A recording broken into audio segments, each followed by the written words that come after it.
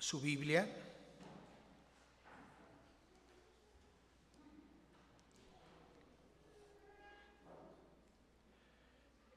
El tema de hoy se titula Temor Santo e Integridad y se nos asignó el texto de Salmo 34, 11 y 12, pero lo vamos a leer hasta el 14. Salmo 34, 11 al 14.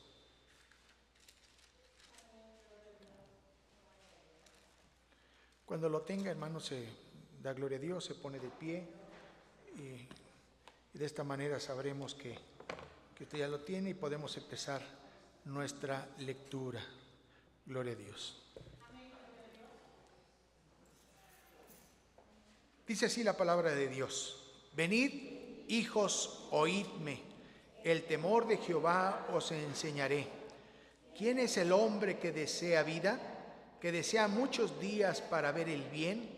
Guarda tu alma del mal y tus labios de hablar engaño. Apártate del mal y haz el bien, busca la paz y síguela. Ahora nos vamos al Nuevo Testamento, a una de las epístolas pastorales, a la epístola de Pablo a Tito, y vamos a leer del capítulo número 2, los versículos 1 al 10. Lo vamos a leer todos juntos, hermanos. Lleve la lectura con sus puntuaciones para ir entendiendo esta lectura. Gloria a Dios. Amén. Dice así la palabra de Dios: Pero tú habla lo que está de acuerdo con la sana doctrina, que los ancianos sean sobrios, serios, prudentes, sanos en la fe, en el amor, en la paciencia. Las ancianas asimismo sean reverentes en su porte, no calumniadoras, no esclavas del vino, maestras del bien, que enseñen a las mujeres jóvenes a amar a sus maridos y a sus hijos, a ser prudentes, castas, cuidadosas de su casa, buenas, sujetas a sus maridos, para que la palabra de Dios no sea blasfemada. Exhorta asimismo a los jóvenes a que sean prudentes, presentándote tú en todo como ejemplo de buenas obras, en la enseñanza mostrando integridad, seriedad, palabra sana e irreprochable, de modo que el adversario se avergüence y no tenga nada malo que decir de vosotros. Exhorta a los siervos que se sujeten a sus amos, que agraden en todo, que no sean respondones, no defraudando, sino mostrándose fieles en todo, para que en todo adornen la doctrina de Dios nuestro Salvador. Oremos a Dios. Bendito Dios, Señor de los cielos, te agradecemos el privilegio, la bendición de poder estar reunidos en tu nombre. Te rogamos, Padre, en el nombre de Jesús, tu amado Hijo, que nos bendigas en este momento que consideraremos tu palabra. Sé que tu Espíritu Santo nos dará a cada uno de nosotros de acuerdo a nuestra necesidad. Seremos alimentados por ti, fortalecidos en el poder de tu fuerza. Si hay algún consejo, alguna exhortación, algo que nos anime, Señor, que sea tu Espíritu el que nos ayude a entenderlo y a ponerlo en práctica. Gracias, Padre, en el nombre de Jesús. Amén. Gloria a Dios. Tome asiento, hermanos, por favor.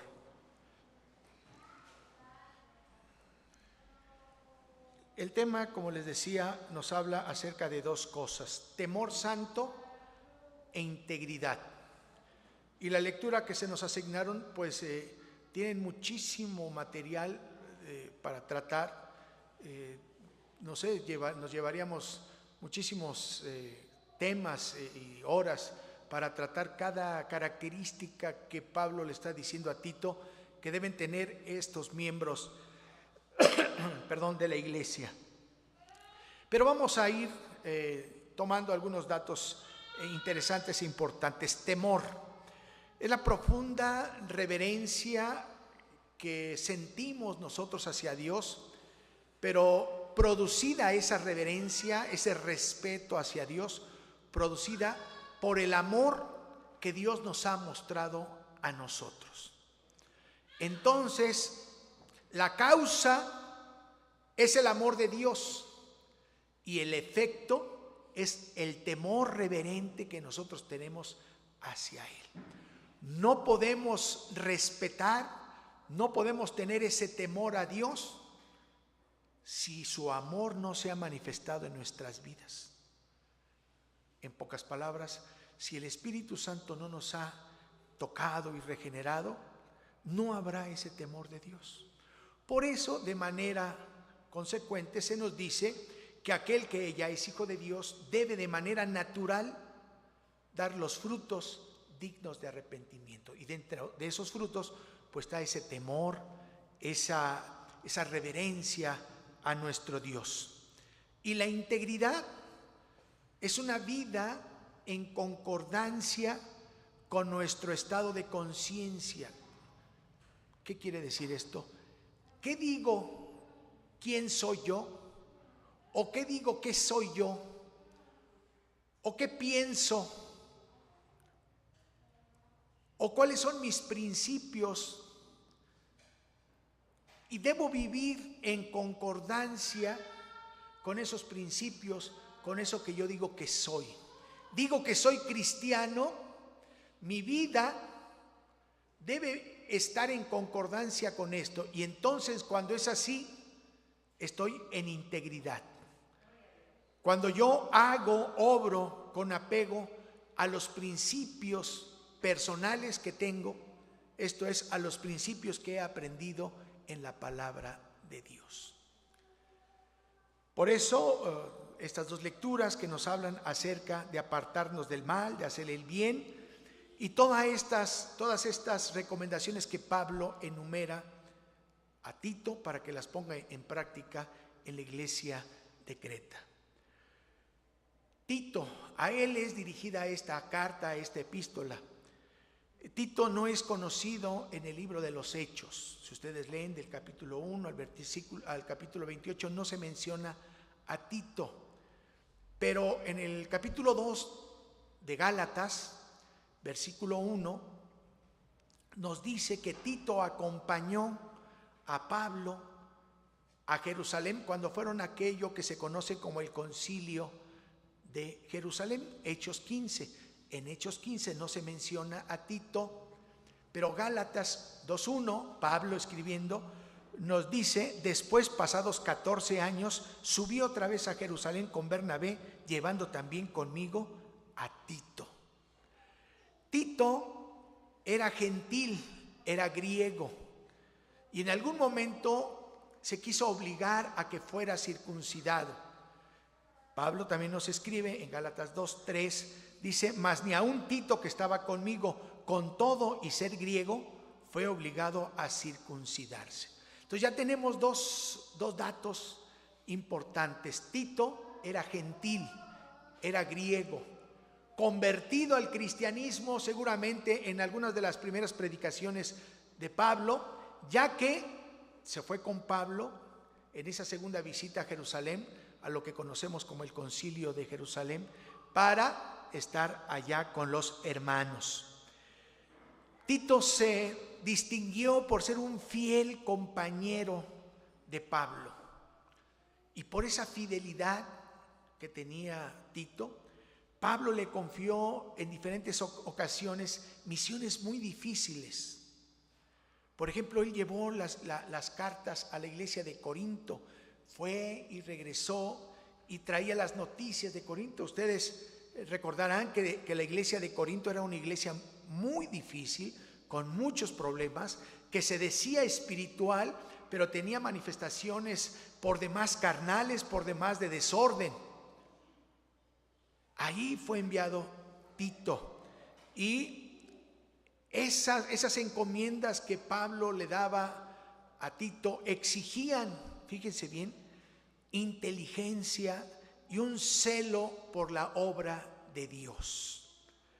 Primeras características que hoy quisiera enunciar y que hoy quisiera que tomáramos en cuenta.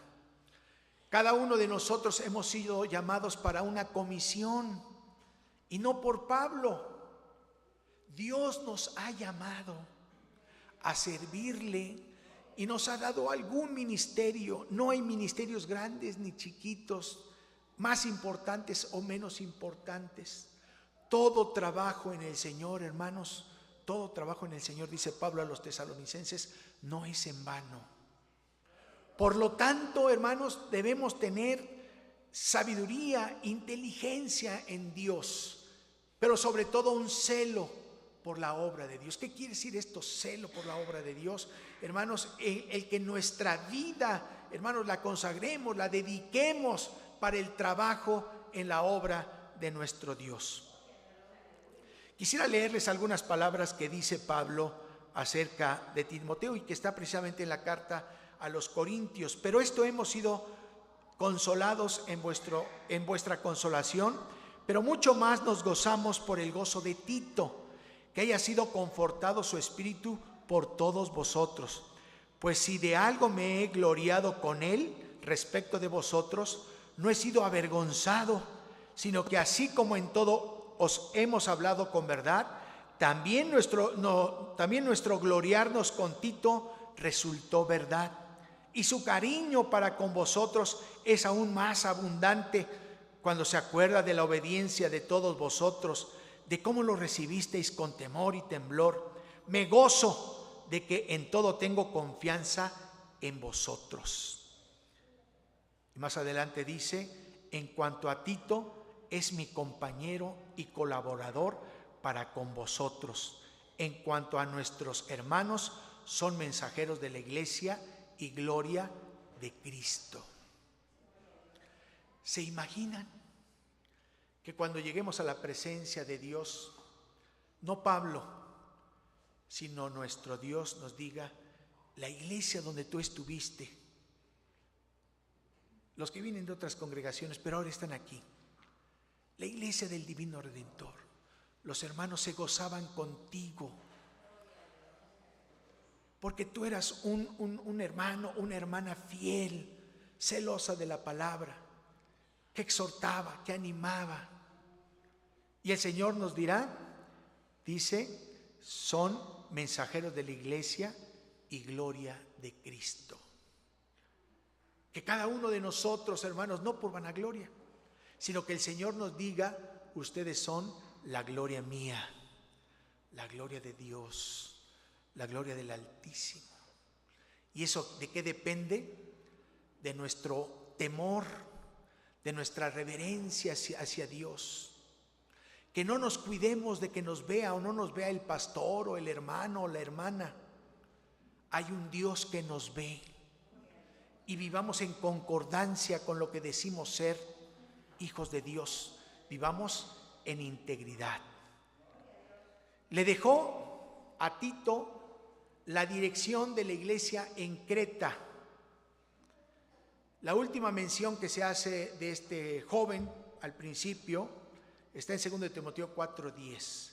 Porque Demas me ha desamparado, amando este mundo, y se ha ido a Tesalónica. Crescente fue a Galacia y Tito a Dalmacia. Es la última vez que se menciona a Tito. Dice la tradición de los padres de la iglesia que murió ahí en Creta a la edad de 94 años. Imagínense, de muy avanzada edad.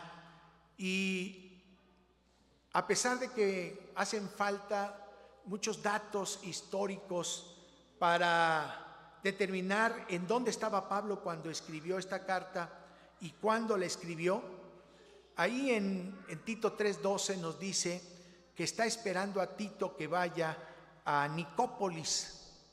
Nicópolis significa ciudad victoriosa. Pero como muchos reyes, muchos caudillos habían tenido victorias militares, ¿qué creen? A muchas ciudades les ponían Nicópolis, ciudad victoriosa. Entonces no es tan posible determinar en cuál de todas las Nicópolis estaba Pablo.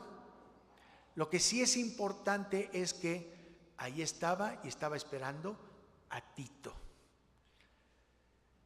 Tito, pastor en Creta, una ciudad célebre, famosa, desde tiempos muy antiguos. Dicen que fue fundada ya por el siglo XIII antes de Cristo. y tenía unas leyes muy sabias. Eran famosos por eso. Pero después los habitantes de Creta se fueron degradando, se fueron degenerando en su conducta, de tal manera que después de haber tenido leyes muy buenas, se convirtieron en piratas. Y un pirata, de manera natural, es aquel que roba, es aquel que asalta, es aquel que toma lo que no es suyo. Entonces las leyes tan buenas que tenían, pues pasaban a un segundo o tercer término. No importan las leyes, lo que importa es la integridad. ¿Y qué es la integridad? Vivir de acuerdo a los principios que tenemos. Los cretenses podían tener principios muy buenos, pero no eran íntegros, porque actuaban haciendo todo lo contrario de lo que decían las leyes que ellos mismos habían promulgado. Algunos dicen, según Jeremías, que los cretenses dieron origen a los filisteos. Tanto Jeremías como Amós dicen que la palabra Creta viene de Caftor, y los de Caftor son los filisteos. Así que los filisteos llegaron antes que los israelitas a Canaán, y dominaron la cuestión de la forja, del hierro. Por eso es que tenían armas. No sé si recuerden en la época de Saúl, que no podían salir a la batalla contra los filisteos, porque los únicos que tenían espada era Saúl y Jonatán.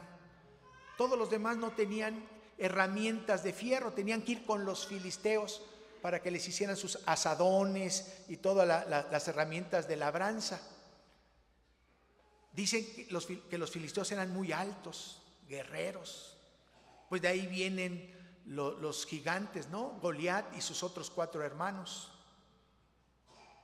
Estos eran los cretenses, que después conocimos como filisteos. A esta región, a esta isla, era una isla enfrente de lo que ahora conocemos como Siria, entre Siria y Malta, que es una isla cerca de Italia. Ahí estaba Creta. A esta isla se fue Tito para organizar a la iglesia. Pero imagínense con qué tipo de gente estaba tratando Tito. Uno de sus filósofos, llamado Epiménides de Gnosus, en Creta, dijo: estos cretenses, siempre mentirosos, malas bestias, glotones, ociosos. Si ustedes leen Tito capítulo 1, verso 12, son las palabras que Pablo le está diciendo a Tito, pero es una referencia de este filósofo cretense, Epiménides de Gnosus. Estos cretenses, ¿qué características tenían? Mentirosos, malas bestias. Imagínense cómo alguien de los mismos cretenses le dice a sus compatriotas: glotones, ociosos. A este tipo de gente fue Tito para ser el pastor, el obispo de esta iglesia levantada por Pablo en su primer viaje misionero. Y es por eso que en el capítulo número 1 le da ciertas recomendaciones de cómo deben de ser los dirigentes de la iglesia. Y en el capítulo 2 desmenuza, que es lo que leímos, de acuerdo a la edad y de acuerdo al tipo de personas, Pablo hace algunas recomendaciones. Perdón si ya me fui mucho con lo que es la pura introducción, pero yo creo que era bueno tener estos antecedentes para saber con qué tipo de gente estaba tratando Tito. Y yo quisiera preguntarle a usted, ¿con qué tipo de gente trata regularmente, normalmente, en su trabajo, en su negocio, en la calle? Los podría calificar, entrecomillado, como finísimas personas. ¿Usted trata con finísimas personas? Yo creo que no. Por eso es que Pablo da estas recomendaciones no para las finísimas personas de allá afuera. Las recomendaciones son para nosotros, para nosotros. Quiero decirles que he tenido noticias, hermanos, y esto va a salir ahí en internet. No los voy a mencionar específicamente, pero he tenido noticias, y tal vez usted también, de que los dirigentes de las iglesias son los primeros que son atacados con tentaciones, son atacados con ciertas circunstancias difíciles que después hacen o provocan que las iglesias se dividen, se desanimen, se regresen otra vez, porque aparentemente, digo aparentemente porque la cabeza es Cristo Jesús, aparentemente la cabeza, el que dirige la congregación, ha sido tocado por el diablo y ha caído en alguna circunstancia de pecado. El primer punto que toca Pablo para decirle a Tito es de suma importancia. Está en el versículo número 1 del capítulo 2 que ya leímos. Pero tú habla lo que está de acuerdo con la sana doctrina. ¿Qué es la sana doctrina? Para definirla podríamos decir que si hay sana doctrina, hay una doctrina que no es sana. Hay una doctrina o una enseñanza, un espíritu que está fuera de la voluntad de Dios. Pero para entender qué es la sana doctrina, vamos a oponerla, ya que estamos hablando de integridad y de temor santo, vamos a oponerla con algunas características. Busquen su Biblia en 1 Timoteo 1, 9 al 11. De gloria a Dios cuando lo encuentre, yo se lo leo. Primera carta de Pablo a Timoteo 1, 9 al 11. Dice así: conociendo esto, que la ley no fue dada para el justo, sino para los transgresores y desobedientes, para los impíos y pecadores, para los irreverentes y profanos, para los parricidas y matricidas, para los homicidas, para los fornicarios, para los sodomitas, para los secuestradores, para los mentirosos y perjuros, y para cuantos se oponen a la sana doctrina, según el glorioso evangelio del Dios bendito, que a mí me ha sido encomendado. En una primera lectura de este pasaje, diríamos que esperaríamos unas palabras opuestas a todo lo negativo que ya se dijo: parricidas, matricidas, fornicarios, mentirosos, perjuros. Esperaríamos palabras o características que se opusieran a esto. Y no, Pablo dice: y a todos los que se oponen a la sana doctrina. Digo, esperaríamos una expresión relativa a la moral y a la práctica del bien. Y Pablo dice lo que se opone a la sana doctrina. Y es que la sana doctrina o la verdad en Jesucristo es inseparable. Escuche bien. La sana doctrina, la verdad en Jesucristo, es inseparable de la santidad, es inseparable de la integridad, es inseparable del temor reverente, del temor santo. ¿Qué es lo que pasa? ¿O qué es lo que le está advirtiendo Pablo a Tito? Pero tú habla lo que está de acuerdo con la sana doctrina. Que si nos apartamos o nos separamos de lo que aquí está escrito, los varones están viendo los principios rectores, creo, de la vida cristiana. Si nos separamos de esto, nos estamos apartando de Dios, y estamos cayendo, hermanos, en el pecado. Porque el error, la falta de conocimiento, lo que está en contra de esto, lo que está separado de la palabra de Dios, está íntimamente unido al pecado. Entonces, la primera recomendación que le hace Pablo a Tito: tienes que hablar la sana doctrina, porque el saber la sana doctrina implica que los que la estudian y la practican, hay una santidad, hay un temor reverente hacia Dios, y hermanos, hay principios que se están obedeciendo, hay una concordancia entre lo que dicen ser y lo que hacen. En segundo lugar, Pablo invita a Tito a recomendar a cada una de las personas de acuerdo a su edad. En los siguientes versículos dice que los ancianos sean sobrios, serios, prudentes, sanos en la fe, en el amor, en la paciencia. Aquí Pablo se está dirigiendo a los ancianos en edad. Pero también podríamos mencionarlo en este momento a aquellos que eran nombrados como ancianos de la iglesia.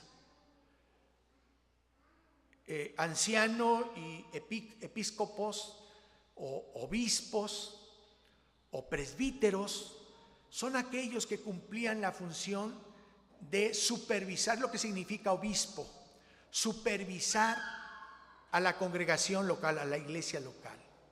El presbítero, el que organizaba, el que velaba por la iglesia, lo que ahora normalmente llamamos pastor. En el Nuevo Testamento lo encontramos como anciano de la iglesia.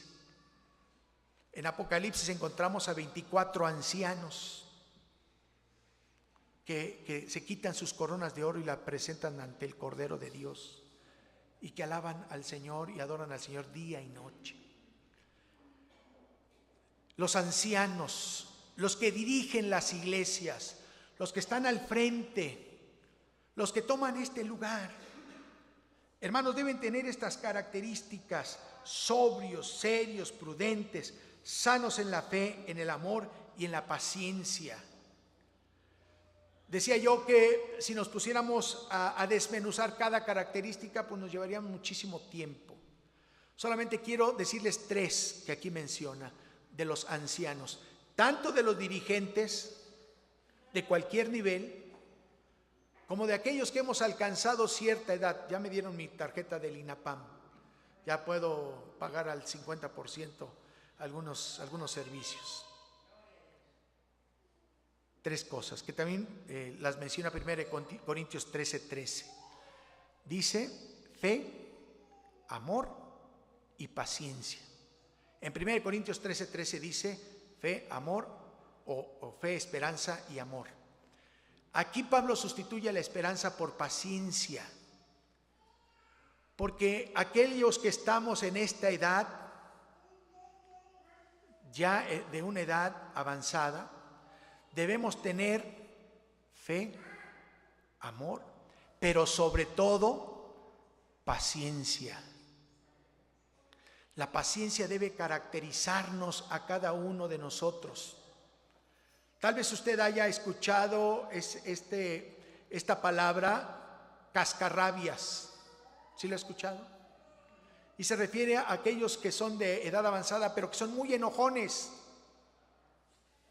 Bueno, los ancianos de la iglesia, Divino Redentor, yo sé que algunos todavía no se consideran así y están retardando su INAPAM, y están retardando su credencial de los 65, pero debemos ser pacientes para tratarnos los unos con los otros, pacientes para tratar a los niños. A veces los niños no se nos quieren acercar porque no somos pacientes y ya nos molestan y hasta a veces hasta con el pie no les hacemos así. debemos ser pacientes. De esta manera, me voy hasta el último versículo de lo que acabamos de leer.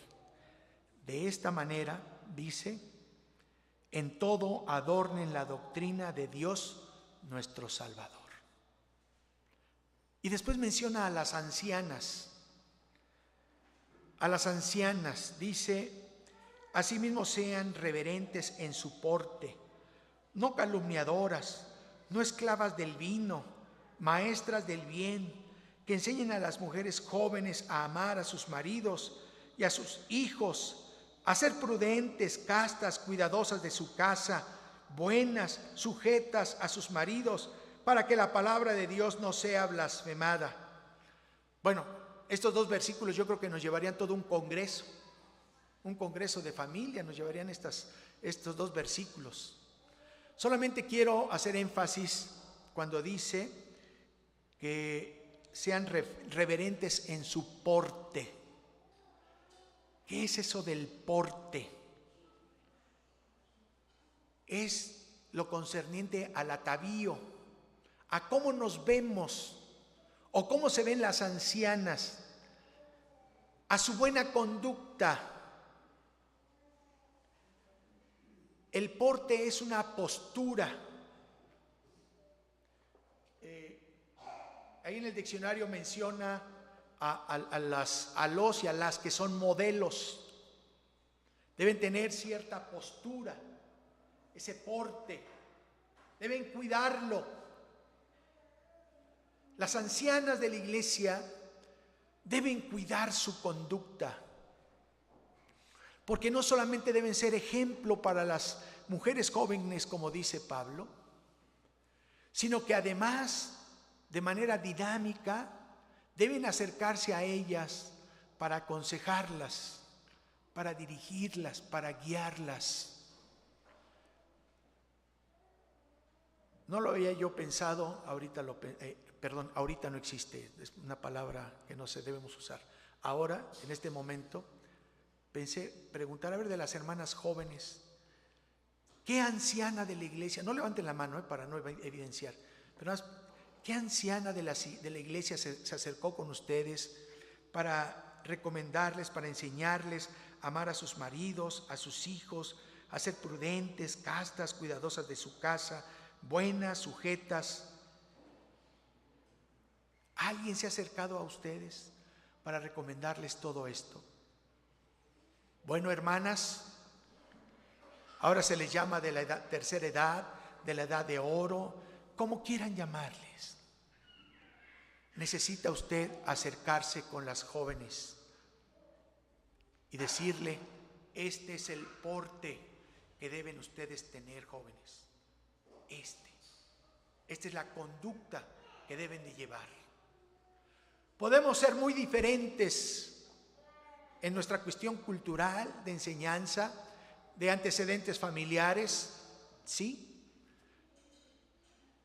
Cuando le enseñé a mi esposa las fotografías de los hermanos que estaban aquí al frente para bautizarse, vio a la hermana Marcela y dijo, ¿y así se presentó la hermana Marcela? No les digo cómo. Yo sí, así. Porque piensa que en algunas circunstancias que como iglesia de la Iglesia Cristiana Interdenominacional tenemos dadas por hecho. Pero el ejemplo de las ancianas, el ejemplo de las mujeres, debe ser algo importantísimo aquí en la iglesia. Y es algo muy importante lo que dice de manera muy negativa, para que el nombre de Dios no sea blasfemado. Esto quiere decir que a veces nuestra conducta puede llevar a que el nombre de Dios sea blasfemado. ¿Cómo debe de ser la conducta de estas ancianas? ¿O para qué? ¿O cuál debe ser el resultado? Regreso nuevamente al versículo número 10. Todo adornen la doctrina de Dios nuestro Salvador. Todo lo que hagamos, hermanos, adorne la doctrina de Dios nuestro Salvador. Con buenas obras, dice Pablo a Timoteo, con buenas obras como corresponde a mujeres que profesan piedad. 1 Timoteo 2:10. Las mujeres asimismo sean honestas, no calumniadoras, sino sobrias, fieles en todo. 1 Timoteo 3:11. Y lo contrario lo encontramos en 1 Timoteo 5:13. Algo que nunca debe darse en nuestras hermanas. Y también aprenden a ser ociosas, andando de casa en casa. Y no solamente ociosas, sino también chismosas y entremetidas, hablando lo que no debieran. Eso no debe ser las hermanas. Deben ser temerosas de Dios, fieles en todos. Cuanto más corrompidas estaban las costumbres en Creta, tanto más importaba que las mujeres cristianas, por una santa conducta, con apego a sus principios, quitaran a los adversarios todo pretexto de calumnia y usaran su influencia para con las jóvenes. Aquí Pablo, en unos versículos más adelante, dice que nuestra conducta tape la boca de nuestros adversarios, de nuestros enemigos. ¿Y sabe quién es el adversario? El diablo.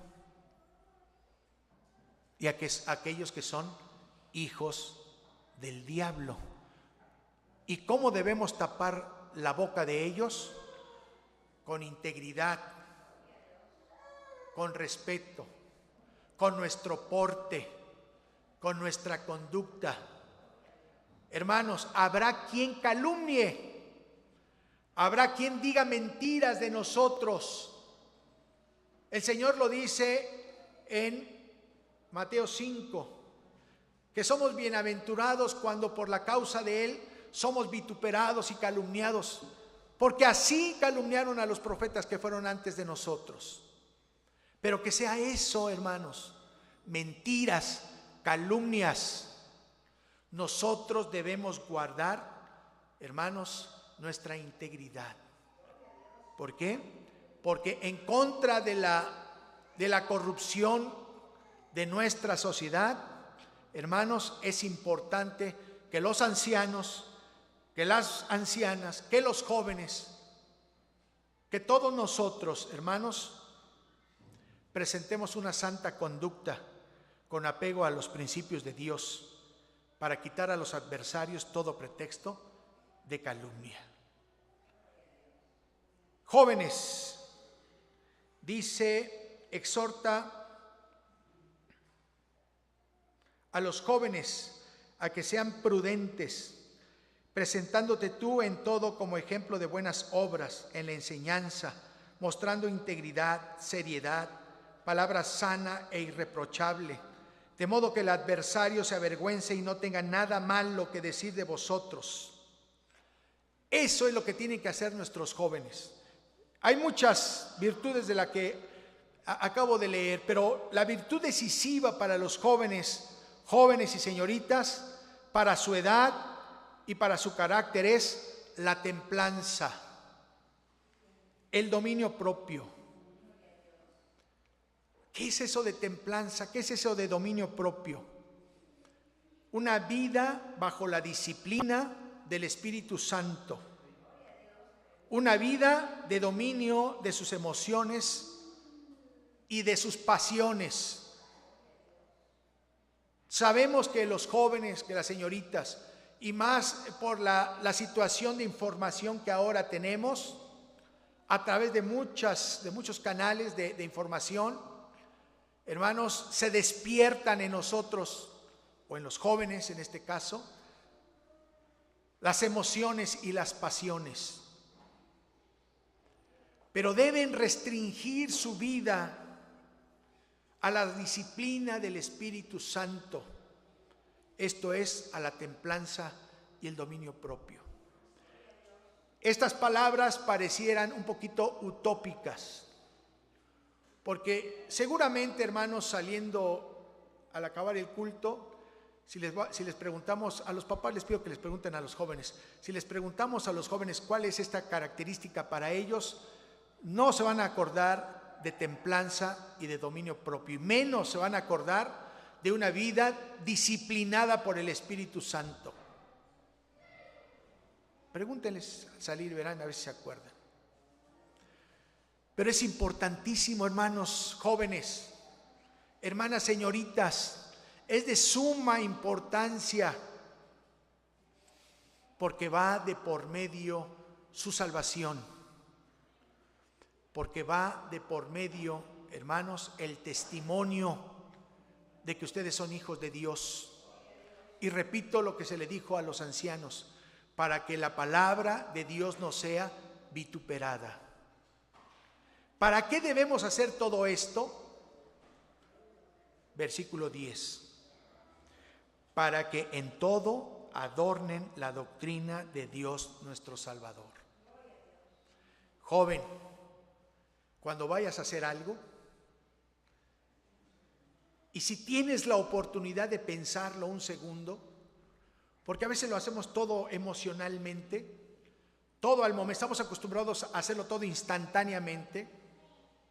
Si tienes unos momentos de reflexión, pregúntate, ¿esto que voy a hacer adorna la doctrina, adorna mis principios, adorna la enseñanza del Evangelio de Dios nuestro Salvador? Si es así, hazlo. Si hay duda, detente. Palabras muy certeras de Pablo, dirigidas a Tito para aplicarlas a la iglesia en Creta. Pero esta lectura, hermanos, yo les invitaría a que lo releyeran en casa, porque hay muchas características. Son para usted y son para mí. Estamos en los últimos tiempos. Y una de las características de los últimos tiempos, dice Pablo a Timoteo, es la apostasía. Gente que está volviendo del cristianismo al mundo. Gente que está renegando de Dios por muchas circunstancias. Pero aquí viene la advertencia. Si hubiere alguna persona que ya no quiere saber nada del Evangelio, que no sea jamás por causa de nosotros. Que no sea jamás por causa de alguno de nosotros. Porque dice el Señor, mejor le sería amarrarse una piedra de molino y aventarse. Nuestra vida debe ser de ejemplo, nuestra vida debe ser íntegra, de temor a Dios. Y regreso al principio, parafraseando. ¿Por qué amamos a Dios? Porque Él nos amó primero, dice Primera de Juan. Parafraseo. ¿Por qué temo a Dios? Porque Él me amó primero. Que nuestra conducta esté sustentada en nuestra memoria, sabiendo que Él me amó hasta la muerte, y muerte de cruz. Oremos a Dios. Bendito Dios,